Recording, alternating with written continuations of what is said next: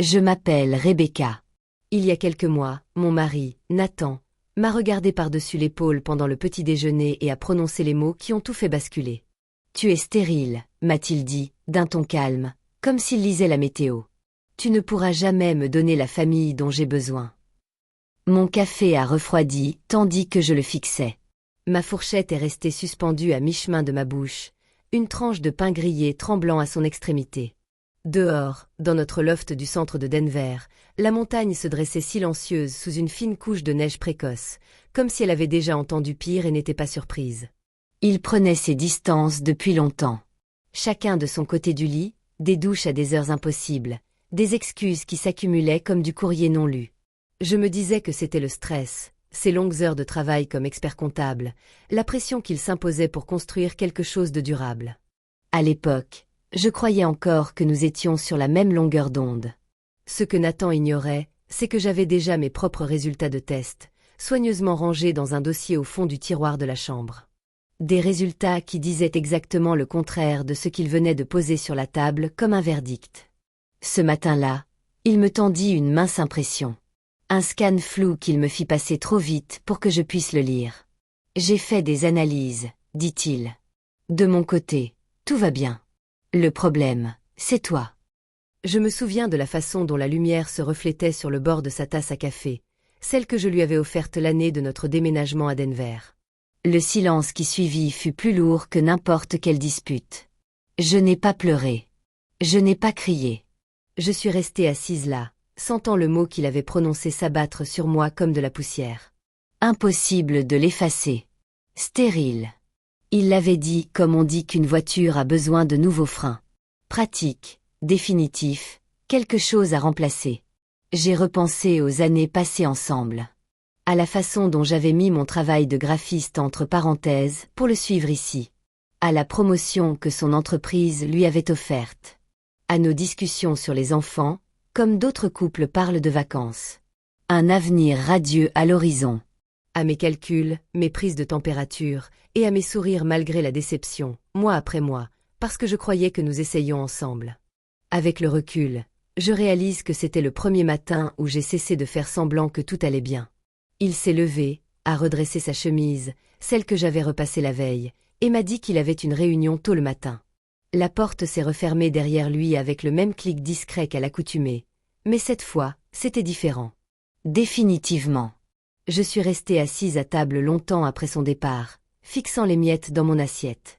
Presque machinalement, ma main s'est portée vers mon sac, mes doigts effleurant le coin du dossier que je trimballais depuis des semaines. Le papier a en tête du docteur Elena Ramirez. Taux hormonaux optimaux, aucune barrière à la conception, santé reproductive exceptionnelle. Je ne l'ai pas ouvert sur le moment. Je l'ai simplement tenu entre mes mains, sentant le poids de la vérité face à celui de son mensonge. C'est à cet instant que j'ai compris que quelque chose avait changé en moi. Pas de la rage, pas encore. Juste une lucidité calme et constante. Il pensait m'avoir déclaré brisée. Il n'imaginait pas que je rassemblais déjà les pièces du puzzle pour lui prouver le contraire. Après ce petit déjeuner, le retrait de Nathan est devenu délibéré, presque méthodique. Il a commencé à dormir en tenue de sport, comme si notre lit risquait de le faire fuir. Son réveil sonnait plus tôt chaque semaine, et il filait avec son sac de sport avant même que je puisse lui proposer un café. Il prétendait que la pression des douches à la salle de sport était meilleure. J'acquiesçais, car discuter me semblait inutile quand il avait déjà quitté les lieux, de toutes les manières possibles. De petits objets ont commencé à disparaître. Son alliance réapparaissait dans le porte-gobelet de sa voiture, puis dans son sac de sport, puis sur son bureau à la maison. À chaque fois, une nouvelle excuse. Des doigts gonflés par l'air sec de la montagne, une irritation due au métal. Ma sœur Jenna l'a remarqué la première lors de sa visite depuis Boulder. Elle m'a prise à part dans la cuisine et m'a chuchoté. Il mange des salades à emporter tous les soirs. Celui qui raffolait de ton poulet rôti survit maintenant avec du choucal et du saumon grillé. Il y a quelque chose qui cloche. J'ai mis ça sur le compte du stress lié à nos essais pour avoir un enfant. Mais la vérité s'accumulait dans les recoins de notre loft comme une poussière que je n'arrivais pas à déloger. Quelques années auparavant, Nathan avait subi une petite intervention chirurgicale pour réparer des varices. Il n'y avait pas prêté attention par la suite. Il disait que le médecin lui avait dit que cela pourrait améliorer sa fertilité plus tard, mais il n'était jamais retourné faire les examens de contrôle. Les hommes n'ont pas besoin de ce genre de surveillance, avait-il dit en riant. Je me souviens avoir pensé que c'était juste Nathan, fidèle à lui-même, toujours à avoir besoin de se sentir invincible. Son père lui avait inculqué le sens de l'héritage depuis son plus jeune âge. Un homme doit laisser une trace. Un nom doit être perpétué. Je n'avais pas réalisé à quel point cette peur était profonde jusqu'à ce qu'elle commence à creuser un fossé entre nous. Puis, ce fut le début d'épreuve. Un soir, en rentrant, j'ai trouvé notre tablette ouverte sur le comptoir, le navigateur affichant encore un article intitulé « Signe indiquant que votre femme pourrait avoir des difficultés à concevoir ». L'historique de recherche en dessous ressemblait à un scénario qu'il voulait que je découvre. Symptômes de l'infertilité féminine, groupe de soutien à Denver, comment dire la vérité à sa partenaire. La tablette se trouvait habituellement dans son bureau, désormais fermée à clé. Il l'avait laissée là exprès. Une semaine plus tard, je l'ai surpris dans une librairie du centre-ville, en train de photographier discrètement des pages d'un ouvrage médical sur la santé reproductive. Quand il m'a vu, il a refermé le livre trop vite. « Recherche pour un client », a-t-il marmonné, même si ses clients étaient des bilans financiers, pas des biologies. La cruauté résidait dans sa patience. Chaque indice semé était conçu pour me faire douter de moi-même, afin que, lorsqu'il finirait par prononcer les mots à voix haute, je sois déjà presque convaincu. Il est devenu plus audacieux. À la fête de Noël de l'entreprise, dans la salle de bal d'un hôtel du centre-ville, il m'a présenté à ses collègues comme Rebecca, rien de plus. Non, ma femme, juste mon nom, comme si j'étais une simple connaissance. Les gens ont échangé des regards. J'ai passé la soirée seule au bar, à le regarder rire avec une jeune femme de son bureau, Kelsey Harper, blonde et rayonnante, de cette façon qui attire tous les regards. Ce soir-là, en rentrant chez moi en voiture, à travers des rues calmes saupoudrées de neige, j'ai ressenti la première véritable fissure en moi. Pas encore un chagrin d'amour, juste la lente prise de conscience que l'homme à mes côtés réécrivait notre histoire sans moi depuis des mois. Et pourtant, je restais silencieuse, rassemblant des preuves, attendant le moment où la vérité l'emporterait sur ses mensonges. Le véritable dévoilement s'est produit dans le calme, lorsque le loft était vide et que les montagnes, par la fenêtre, se teintaient d'un or pâle sous la lumière de fin d'après-midi. Assise sur le balcon, une tasse de thé refroidissant à la main, je regardais les gens promener leurs chiens le long du chemin de halage en contrebas et je me demandais depuis combien de temps Nathan préparait son départ, pas seulement la fin d'un mariage, mais aussi le fait de me laisser porter le fardeau de la culpabilité. Un soir, ma mère est venue me rendre visite depuis Fort Collins. Elle est entrée, a jeté un coup d'œil à la froideur qui régnait entre Nathan et moi et a dit « Il fait froid ici ». Bien que le chauffage fût réglé sur 22 degrés, elle a découvert tout autre chose. Au dîner, il m'a tendu une simple carte d'anniversaire, trouvée au supermarché. Aucun message à l'intérieur, juste sa signature en bas. Ma mère l'a vu disparaître dans son bureau pour un autre appel professionnel, puis s'est tournée vers moi dans la cuisine. Ce n'est pas le stress lié aux essais pour avoir un bébé, a-t-elle dit doucement en essuyant un verre déjà sec. C'est quelque chose de plus profond. J'ai failli tout lui raconter.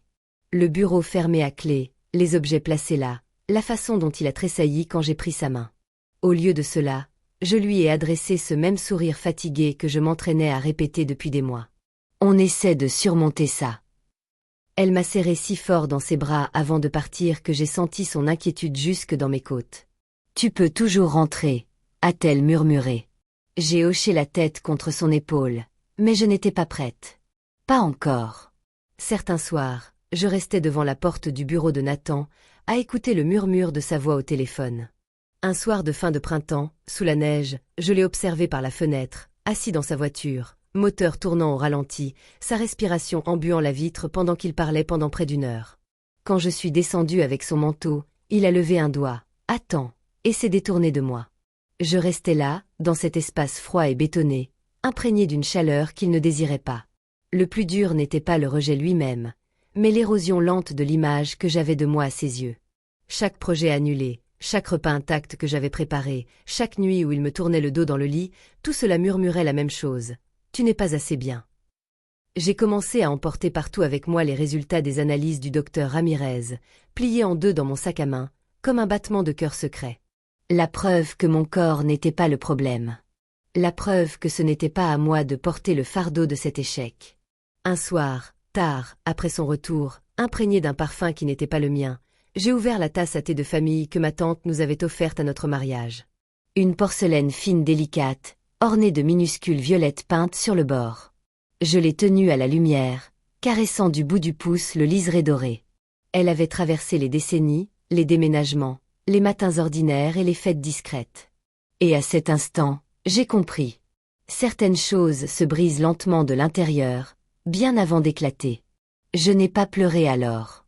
J'ai reposé délicatement la tasse sur sa soucoupe et je suis allée me coucher. Mais quelque chose s'était apaisé en moi. Un calme qui survient lorsqu'on cesse enfin de se demander pourquoi quelqu'un nous traite ainsi et qu'on commence à décider combien de temps on va tolérer cela. Je ne rassemblais pas de preuves pour me venger. Je les rassemblais pour avoir la permission de croire à nouveau en ma propre vérité. Le message est arrivé plus tard dans la semaine. Dîner demain à l'Okroum. Nouvelle importante. Ne sois pas en retard. L'Okroum, où Nathan m'avait fait sa demande en mariage des années auparavant, sous la douce lueur des lustres, me promettant une vie à construire ensemble.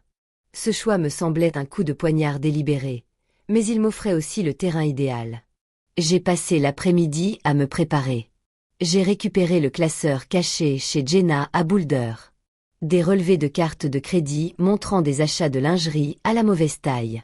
Des dîners dans des restaurants qu'il avait juré de ne plus jamais fréquenter. Un reçu de bijoux pour des boucles d'oreilles que je n'avais jamais portées. Des emails imprimés échangés entre lui et Kelsey. Des échanges innocents au début, devenus intimes. La photo de l'échographie jointe à l'un d'eux, datant de plusieurs mois. Et devant, mes résultats de fertilité du docteur Ramirez, tamponnés et irréfutables. J'ai tout transféré dans une simple enveloppe, épaisse de preuves, et je l'ai glissé dans mon sac. J'ai choisi la robe rouge dont il avait dit un jour qu'elle me donnait un air invincible. Maquillage impeccable, cheveux lâchés. Je me suis regardé dans le miroir et n'ai pas vu la femme qu'il avait essayé de rabaisser, mais quelqu'un prêt à reprendre le contrôle de son histoire. Je suis arrivé en avance. J'ai demandé une table au centre de la salle, bien visible, libre. La maîtresse d'hôtel a haussé un sourcil, m'est à conduite sans poser de questions. Je me suis assise face à la porte, un verre d'eau à la main, l'enveloppe attendant comme une promesse silencieuse. Ils sont entrés pile à l'heure. Nathan dans un costume élégant, celui que je l'avais aidé à choisir. Kelsey à côté de lui, la main posée délicatement sur son bras, une robe vert tendre drapant son ventre arrondi. L'assistance a remarqué des collègues de son cabinet aux tables voisines, un couple de voisins que nous connaissions. Des chuchotements ont parcouru la pièce. Nathan a hésité en voyant la table, non pas cachée, mais bien en évidence. Mais il se reprit et la guida vers lui. « Rebecca, dit-il en jetant un coup d'œil rapide au mien. Voici Kelsey, du travail. Je me suis dit qu'il était temps que vous fassiez connaissance. » Kelsey se redressa, sa main se posant sur son ventre. Huplot, la grossesse était déjà bien visible, plusieurs mois plus tard. Elle murmura un bonjour, l'air plus incertain que triomphant. Je me levai et lui tirai sa chaise. « Asseyez-vous, je vous prie. Vous devez être fatigué. » Elle s'exécuta en murmurant un merci. Nathan s'assit entre nous, tendu comme un fil. Le serveur arriva. Nathan commanda du vin, puis se reprit. « Juste 2 verres. Kelsey ne peut pas boire. »« Bien sûr que non, » répondis-je d'un ton égal. « Félicitations pour le bébé. » Le mot resta en suspens. Les doigts de Kelsey se crispèrent sur sa serviette. Nathan s'éclaircit la gorge. « Vu votre situation, nous avons pensé qu'il valait mieux parler franchement de l'avenir. »« Ma situation ?» Comme si c'était un euphémisme pour le défaut qu'il avait inventé. Kelsey hocha la tête d'une voix douce. « Ça doit être difficile d'apprendre que vous ne pouvez pas avoir d'enfant. » Nathan m'a parlé du diagnostic. Je pris une gorgée d'eau. Laissons l'instant s'étirer. Oui, c'est assez choquant, mais il y a eu quelques surprises ces derniers temps. Nathan se redressa. On n'avait rien prévu, mais la vie continue. Il faut accepter la réalité. Je suis d'accord, dis-je en attrapant l'enveloppe. En fait, soyons francs. Je la posai sur la nappe entre nous, simple, sans prétention, mais lourde de ce qu'elle contenait. Qu'est-ce que c'est ? La voix de Nathan se fit plus prudente. Ouvre-la. Ses doigts déchirèrent le sceau. Les premières pages étaient mes résultats d'analyse. Des passages surlignés concernant une santé optimale. Aucun problème. Son visage pâlit. Kelsey se pencha vers moi. Qu'est-ce que c'est? Ce sont mes tests de fertilité, dis-je d'une voix juste assez forte. Tout est parfait. Aucun problème. Mais tu as dit. Kelsey se tourna vers lui, la confusion la faisant flancher.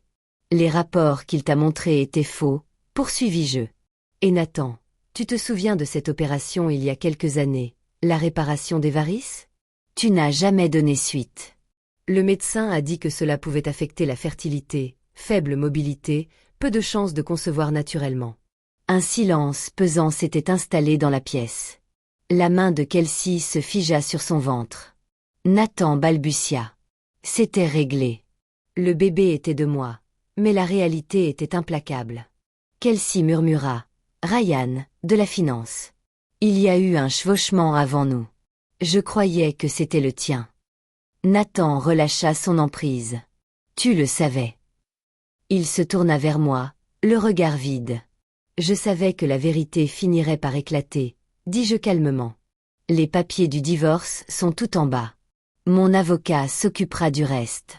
Je me levai, laissant le contenu de l'enveloppe éparpillé comme des feuilles mortes.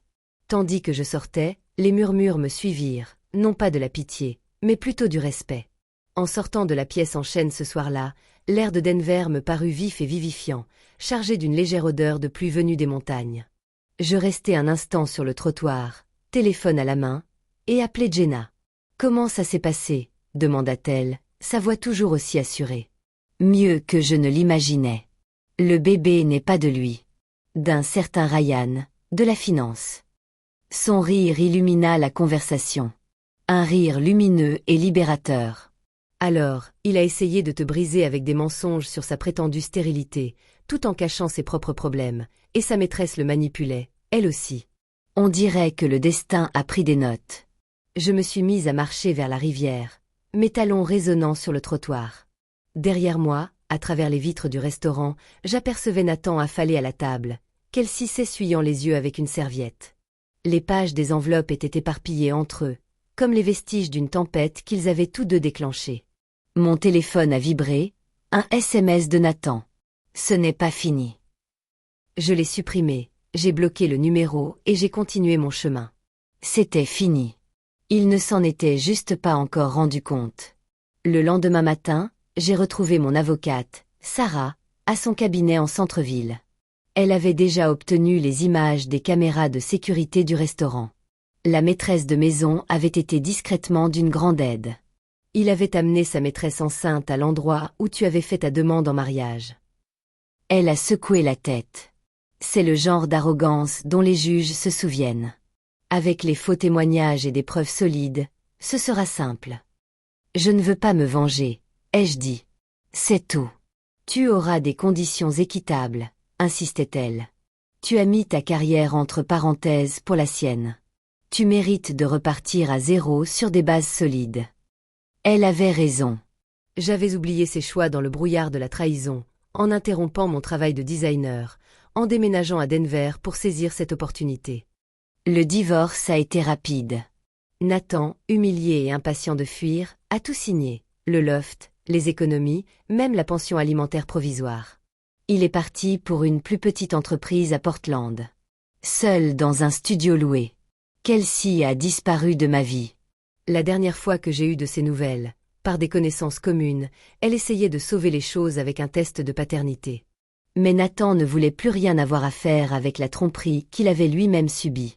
Des mois plus tard, j'étais sur le balcon de mon nouvel appartement dans les Highlands, en train d'arroser des plants de basilic qui avaient poussé, hauts et parfumés, sous le soleil d'été. La vue s'étendait jusqu'aux Rocheuses, infinie et authentique. Mon téléphone a sonné, un numéro inconnu de l'Oregon. La voix de Nathan semblait plus faible, comme usée. Je voulais m'excuser pour tout. Pour les mensonges, Kelsey, pour t'avoir traité de brisé. J'ai posé l'arrosoir. J'ai senti la chaleur de la rambarde sous ma paume. Tu regrettes ton geste ou il s'est retourné contre toi. Un silence pesant s'est installé. Puis Kelsey a eu le bébé. Ryan se bat pour la garde. Au début, elle a essayé de me faire porter le chapeau, mais Dieu merci. Elle voulait me piéger avec l'enfant d'un autre. Comme tu as essayé de me piéger en me faisant porter le chapeau pour quelque chose qui n'était pas le mien. Je comprends maintenant, dit-il doucement. L'ironie. Ce n'est pas de l'ironie, ai-je répondu. C'est ce qui arrive quand on bâtit sur des mensonges. Ils s'effondrent sous leur propre poids. J'ai raccroché, bloqué le numéro et suis retourné à mes plantes. Peu après, lors d'une conférence sur le marketing de la santé à Seattle, j'ai rencontré Elliot, un pédiatre aux mains douces et au rire facile. Autour d'un café, je lui ai raconté mon histoire, non pas comme une blessure, mais comme un chapitre qui se refermait. Il m'a écouté sans pitié, avec une compréhension silencieuse. « On dirait que tu n'as pas seulement survécu, » a-t-il dit. « Tu t'es reconquise. » Notre relation s'est développée lentement, sans faux-semblant. Pas de porte verrouillée, pas d'appel caché. Quand il restait dormir, il me serrait contre lui, son téléphone déverrouillé sur la table de chevet. Debout sur mon balcon, les herbes aromatiques ondulant dans la brise, je pense à la croissance. Comment elle commence modestement dans une terre fertile et s'étend vers ce qui la nourrit. Les feuilles de basilic effleurent mes doigts, vertes et résistantes. Parfois, perdre ce que l'on croyait être tout n'est pas la fin. C'est le début d'une prise de conscience de sa propre force, peut-être pour la première fois. Merci de m'avoir accompagné sur ce chemin. Chaque histoire nous rappelle que la force se cache souvent derrière le chagrin. Si celle-ci vous a touché, restez avec nous. Chaque histoire révèle une nouvelle vérité du cœur humain. N'oubliez pas d'aimer, de vous abonner et de partager pour que d'autres histoires comme celle-ci puissent atteindre ceux qui en ont le plus besoin.